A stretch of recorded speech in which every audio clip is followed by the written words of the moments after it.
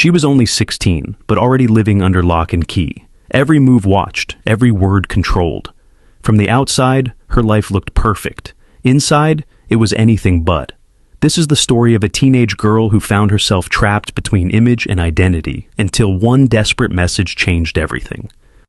Hey Reddit, I never thought I'd post here. I've been reading stories for a while, usually just scrolling quietly, but tonight, I can't sleep. I need to get this off my chest. This year changed me and I'm still trying to understand how I survived it. I'm 16, I live in a small town, I go to school, I have good grades, I'm not into partying or skipping class. But none of that matters to my parents, because to them, I'm not a person, I'm a project, a performance, a reflection of the family, especially to my mom. From the outside, we look perfect. My mom is the PTA queen, the one who bakes for every school event and wears matching seasonal sweaters. My dad is quiet, works a lot, nods at everything mom says. People think we're a wholesome, happy family, but behind the closed doors, it's like a prison with wallpaper. My mom controls everything. What I wear, who I talk to, what I eat, what I post. I'm not allowed to wear black. I'm not allowed to go out after 6 p.m. unless it's a family-friendly event. I have to leave my phone downstairs every night and unlock it in front of her if she asks. She reads my texts, checks my browser history, follows all my classmates on Instagram to keep an eye on the crowd I attract. Then there was the incident. I started talking to a guy in my chemistry class, Noah. He was nice, quiet like me. We didn't date, we just studied together and sometimes messaged about school stuff or movies we liked. Nothing inappropriate. But my mom saw one of our conversations one night because she read my phone while I was sleeping, and she lost it, screaming, crying. "How could you do this to us?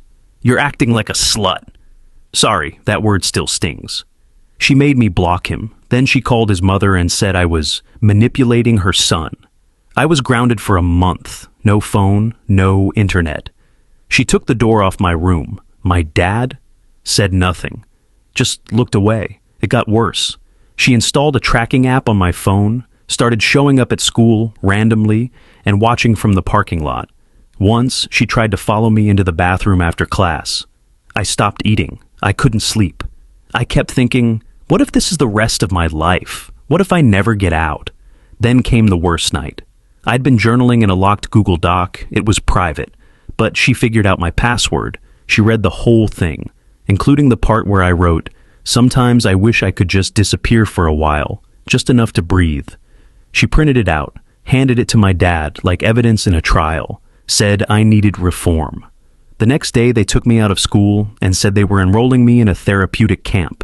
It was in another state. No phone, no contact. 3 months.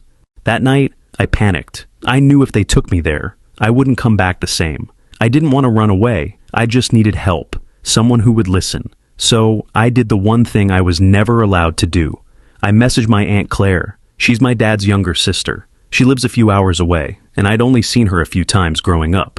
But she always smiled at me like she saw me. Not the version of me Mom created, but me.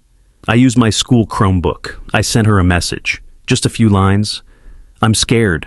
They want to send me away. Please help." She replied within 10 minutes. 2 days later, Claire showed up. Not at my house, at my school. She'd called the counselor, explained the situation, and asked to speak to me privately. When I saw her, I burst into tears. She hugged me and said, "You don't have to go back there if you don't want to." The counselor, bless her, didn't call my parents. She called CPS. Turns out Claire had already spoken to a lawyer and started the paperwork for temporary guardianship. Things moved fast after that. My parents were furious, said I'd been brainwashed, that Claire was poisoning me. They tried to block the guardianship, but they didn't have much ground to stand on, because, guess what? Claire had printed screenshots of everything I told her, the tracking app, the phone searches, the removed bedroom door. She'd even recorded a conversation she had with my mom on speakerphone, where Mom said, "She's lucky we're keeping her under control now, before she turns into a little whore." Yeah, that one didn't play well in court. The judge ruled in Claire's favor. It's been 7 months. I live with Claire now. I'm back in school. I have my own room with a door and a lock. I have friends. I text Noah sometimes. We never dated, but he's still kind. I'm in therapy. Not because something's wrong with me, but because I'm healing.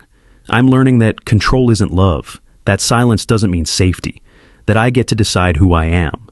My parents still try to contact me, but I don't respond. The court put a restriction on unsupervised communication until I turn 18. And Claire, she told me, "You've been surviving your whole life. Now you get to live." To anyone reading this who feels trapped by people who are supposed to love them, you're not crazy, you're not selfish, you're not alone. Sometimes the people who say they're protecting you are the ones doing the most harm. It took everything in me to ask for help, but that one message, just a few desperate words, changed my life. Now I get to write my own story.